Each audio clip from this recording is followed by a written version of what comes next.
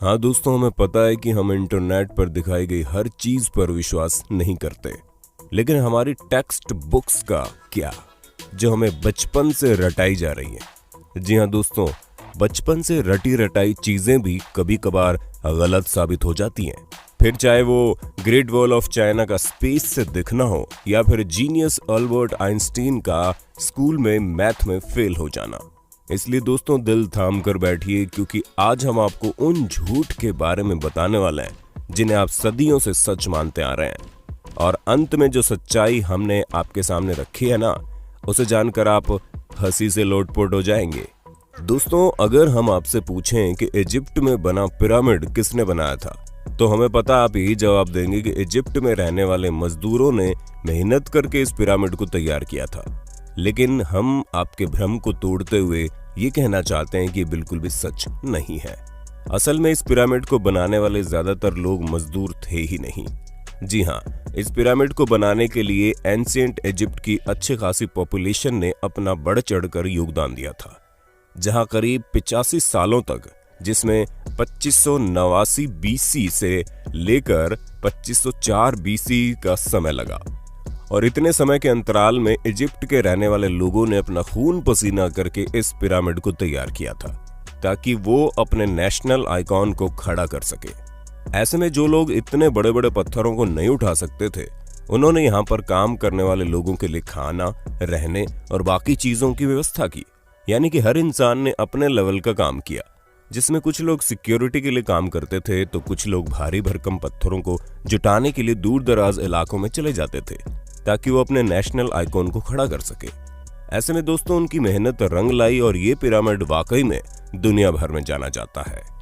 चलिए दोस्तों, अब आपके सबसे फेवरेट माइकल जैक्सन की बात करते हैं, क्योंकि इस बात से कोई इनकार नहीं कर सकता कि माइकल जैक्सन ने पॉप म्यूजिक में एक अलग ही मुकाम हासिल किया था, जहां ये सिंगर के साथ साथ एक बेहतरीन डांसर भी थे और इनके डांस मूव तो वाकई माशाल्लाह थे। ऐसे में उनका मून वॉक करने का जो स्टाइल था, वो लोगों में बड़ा फेमस हुआ। पर अफसोस दोस्तों, आपको जानकर हैरानी होगी कि इस मून वॉक को माइकल जैक्सन ने इवेंट नहीं किया था। हालांकि उन्होंने इसे सबसे पहले 1983 में परफॉर्म किया था। पर दोस्तों, असल में माइकल जैक्सन ने ये मून वॉक कैस्पर कैंडिडेट और कूली जैक्सन से सीखा था, जिन्होंने 1970 में इसे परफॉर्म कर दिया था। वहीं मार्शल मार्कियो ने भी इस मून वॉक को माइकल जैक्सन से पहले परफॉर्म कर दिया था, और इन सभी लोगों से पहले बिल बैले नाम के टैप डांसर ने भी इसे परफॉर्म किया था। ऐसे में ये बता पाना मुश्किल है कि इस मून वॉक को किसने इन्वेंट किया, लेकिन वो शख्स माइकल जैक्सन तो नहीं है। अब आप एक और सिर घुमा देने वाली बात सुनिए, क्योंकि आप लोगों ने कार्बन डेटिंग का नाम तो सुना ही होगा। अरे नहीं दोस्तों, ये टिंडर में राइट लेफ्ट स्वाइप करने वाली डेटिंग नहीं है, बल्कि एक ऐसा मेथड है जिसके जरिए एटमॉस्फेयर में कार्बन डाइऑक्साइड के चेंज होने पर चीजों की असली उम्र बताई जा सकती है। ऐसे में आर्कियोलॉजिस्ट कार्बन डेटिंग का इस्तेमाल करके ये पता लगाते हैं कि उनके द्वारा खोजी गई चीजें कितनी पुरानी है, और इसी वजह से हम भी आपको जितनी भी चीजों की जानकारी देते हैं, उनकी उम्र कार्बन डेटिंग के हिसाब से ही होती है। और विलर्ड लिबी नाम के जिस प्रोफेसर ने कार्बन डेट्स का पता लगाया था, और इस काम के लिए उन्हें नोबेल प्राइज भी मिला था। लेकिन दोस्तों, दिल थाम लीजिए, क्योंकि हम आपको बता दें कि कार्बन डेटिंग के जरिए चीजों की असली उम्र पता लगाना बहुत मुश्किल है।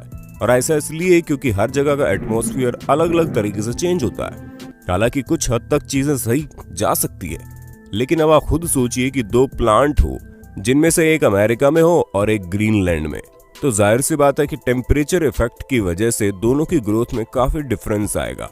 इसी तरह से कार्बन डेटिंग का भी हिसाब किताब है। अब चलिए दोस्तों, आपको एक और मिथ बस्टर स्टोरी सुनाते हैं, जो किसी और की नहीं बल्कि लॉक नेस मॉन्स्टर की फेक फोटो स्टोरी है। जी हाँ दोस्तों, जहां इस मॉन्स्टर की फोटो को न्यूज़पेपर में दिखाकर लोगों को हैरान करने में कोई कसर नहीं छोड़ी गई थी, और कई सारे लोग तो इस बात पर विश्वास भी कर बैठे थे कि सालों पहले गायब हो चुका ये क्रिएचर अब वापस से तहलका मचाने आ गया है। ऐसे में दोस्तों, लॉक नेस को स्कॉटलैंड में देखे जाने की बात कही गई। इस तस्वीर को सबसे पहले रॉबर्ट केनेथ विल्सन ने 1934 में लोगों के सामने रखा, और करीब 60 सालों तक इनकी ली गई इस तस्वीर को सच्चा समझा जा रहा था। लेकिन वो कहते हैं ना कि झूठ के दिन 4, सच चले 1000 साल। हाँ दोस्तों, हमें पता है हमारी बनाई गई कहावत उतनी अच्छी नहीं है, लेकिन इस जगह पर बिल्कुल फिट बैठती है, क्योंकि 1994 में ये बात लोगों के सामने आ गई कि लॉक नेस मॉन्स्टर का जो शेप उस तस्वीर में था वो कुछ और नहीं बल्कि एक टॉय सबमरीन थी, जिसे पानी में इस तरह डाला गया था कि वो उस क्रिएचर की तरह दिखाई दे। और ऐसा मर्म्यूडेक नाम के जर्नलिस्ट ने किया था ताकि वो अपने न्यूज़पेपर से बदला ले सके, क्योंकि उनके न्यूज़पेपर ने लॉक नेस मॉन्स्टर के बारे में छापने की वजह से उन्हें बातें सुना दी थी। और इसी वजह से उन्होंने इतनी बड़ी कहानी रची जिसके चंगुल में दुनिया करीब 60 सालों तक थी। दोस्तों, जब आप दुनिया के अजूबों के बारे में सोचते होंगे तो आपके दिमाग में सबसे पहले क्या आता होगा? माचू पिच्चू, ताजमहल या ग्रेट वॉल ऑफ चाइना? लेकिन बाकी सबका तो ठीक है, लेकिन ग्रेट वॉल ऑफ चाइना के बारे में हम आपको बता दें, ये इतना भी ग्रेट नहीं है कि स्पेस से दिखने लग जाए। जी हाँ दोस्तों, क्योंकि सच्चाई तो ये है कि ये इतना बड़ा भी नहीं है कि इसे हमारे एटमॉस्फेयर के बाहर किसी भी जगह से देखा जा सके, फिर चाहे वो मून ही क्यों ना हो, जो हमारे सबसे करीब है। और ये हम अपने मन से नहीं कह रहे, बल्कि खुद नासा ने इस बात को साबित किया है। हालांकि भले ही 21,196 किलोमीटर लंबी हो, लेकिन अगर हम इसकी चौड़ाई की बात करें तो ये बॉटम से मात्र 20 फुट चौड़ी है और टॉप से केवल 16 फुट चौड़ी है। हम आपको बता दें कि ये अफवाह 1754 के आसपास शुरू हुई। ऐसे में ये चीज हमारे चांद पर पहुंचने और स्पेस में सैटेलाइट पहुंचाने से बहुत पहले की बात है। तो ये सिवाय अफवाह के और कुछ नहीं है। अब भले ही हर साल यहाँ पर करोड़ों की संख्या में लोग आते हो, लेकिन अफसोस वो चाइना की जिस दीवार पर खड़े होते हैं वो स्पेस से तो नहीं दिखती। चलिए दोस्तों, चाइना से आप हमें ये बता दो कि दुनिया भर में तहलका मचाने वाला कोरोना वायरस चाइना की किस जगह पर सबसे पहले फैला था? हमें पता है आपको जवाब पता होगा, इसलिए कमेंट बॉक्स में एक भी इंसान का जवाब छूटना नहीं चाहिए। वैसे दोस्तों, जब कभी भी आप वाइकिंग्स के बारे में सोचते होंगे तो आपके दिमाग में सबसे पहले चीज क्या आती होगी? हमें पता है ज्यादातर लोगों को बड़े से जहाज का साइज और सींग निकले हुए हेलमेट याद आते होंगे, पर हम आपको बता दें ये दोनों ही चीजें झूठी हैं, जो कि हमारी मेन स्ट्रीम मीडिया द्वारा हमारे दिमाग में डाली गई। असल में कई सारे हिस्टोरियंस को वाइकिंग्स के समय के टूल्स मिले हैं, जिनमें से एक भी हेलमेट ऐसा नहीं मिला जिसमें सींग लगे हों। हालांकि ये माना जा सकता है कि वो लोग लड़ते टाइम खुद को बचाने के लिए हेलमेट का यूज करते होंगे, लेकिन इसका मतलब ये नहीं है कि उनके हेलमेट में ही डायरेक्ट सींग लगे हों। दोस्तों, ये जो अफवाह है ये तब से फैलनी शुरू हुई जब गुस्ताव मालस्ट्रोम नाम के आर्टिस्ट ने अपने आर्ट में वाइकिंग्स के हेलमेट में सींग लगा दिए, और तभी से लोग ये समझने लगे कि उनके हेलमेट में सींग होते थे, जबकि ऐसा कुछ भी नहीं है। तो दोस्तों, हमें पूरी उम्मीद है आपको अपने होस्ट और दोस्त सैम की वीडियो में मजा आ रहा होगा।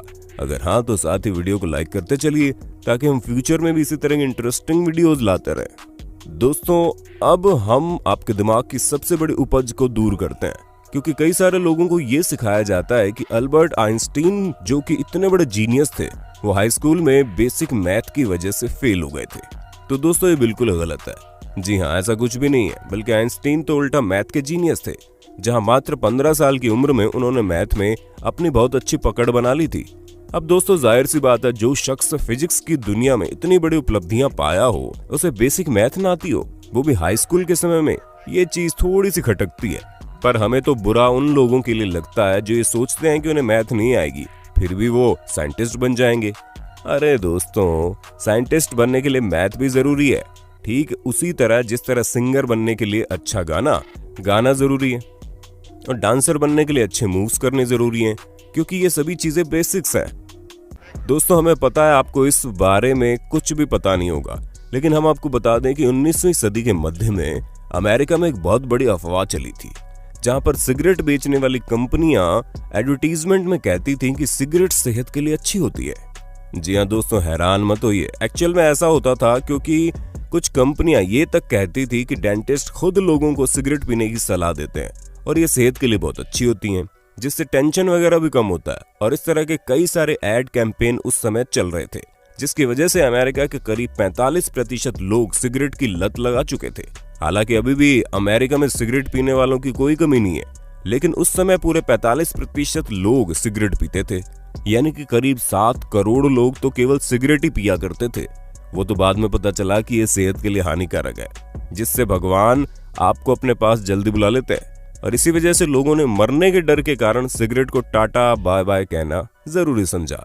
पर शायद अभी भी कुछ लोग इस बात को नहीं समझते हैं। दोस्तों आज के लिए बस इतना ही। उम्मीद है आपको हमारी वीडियो पसंद आई होगी। अगर हाँ तो इस वीडियो के बारे में हमें कमेंट करके जरूर बताना और ऐसे इंटरेस्टिंग वीडियोस लगातार देखने के लिए हमारे चैनल को लाइक शेयर और सब्सक्राइब करना बिल्कुल ना भूलें। धन्यवाद।